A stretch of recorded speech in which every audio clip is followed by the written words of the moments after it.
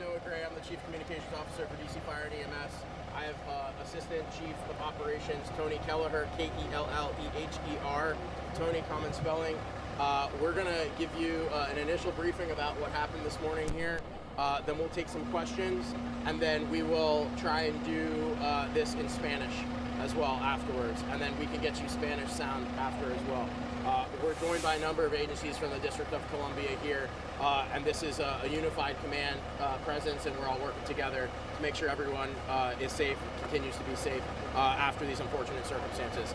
So I'll turn it over to Chief Kelleher to brief you about what happened here this morning. So just prior to 9:30 this morning, a full box alarm from the DC Fire and EMS department was dispatched to the 1400 block of Columbia Road Northwest. Initial reports were for some type of an explosion in or around the building. Our first unit arrived within 3 minutes, which was engine 21, and had no visible smoke or fire on arrival, but were approached by several citizens reporting some type of explosion inside the building. Our members got into the building, brought tools and equipment to make sure that we were able to rescue civilians if needed, as well as pets.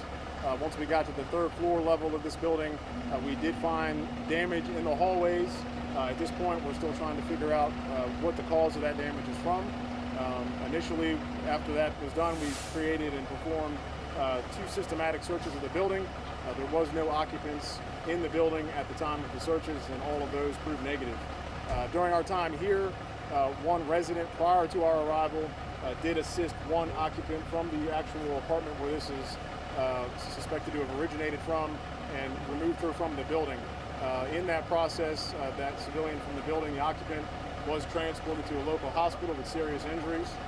Additionally, we rescued close to about approximately 10 dogs and cats from the building itself.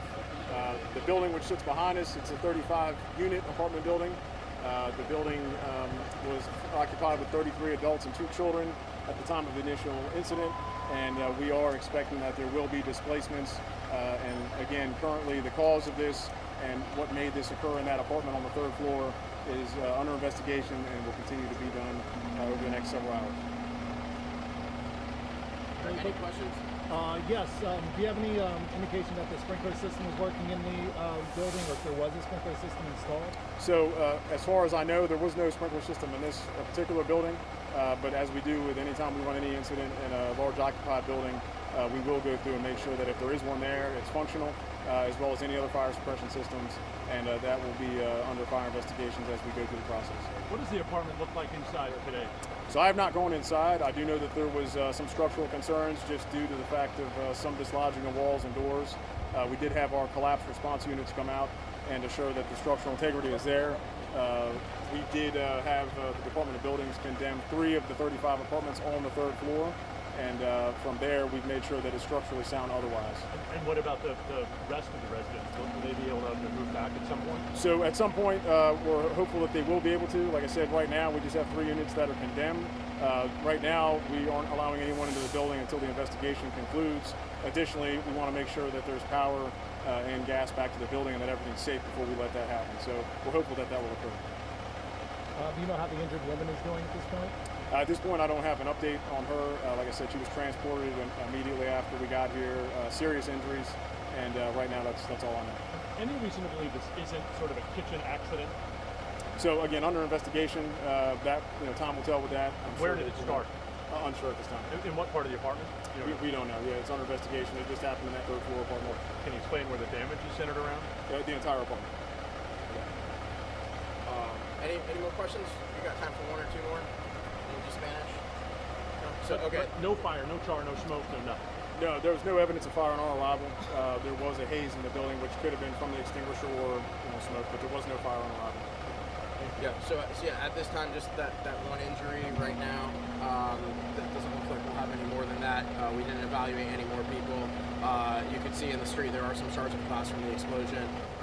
We'd like to thank our partners here with us, DC Homeland Security Emergency Management Agency, Department of Buildings, Mayor's Office of Latino Affairs, the American Red Cross, I believe, is going to be out here helping us as well. And we're working with our utility partners as well, Washington Gas. I think we have Pepco en route if they're not already here.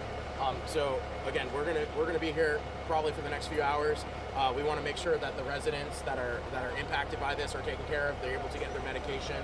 They're able to get any sort of belongings or anything. So we have a group working with them.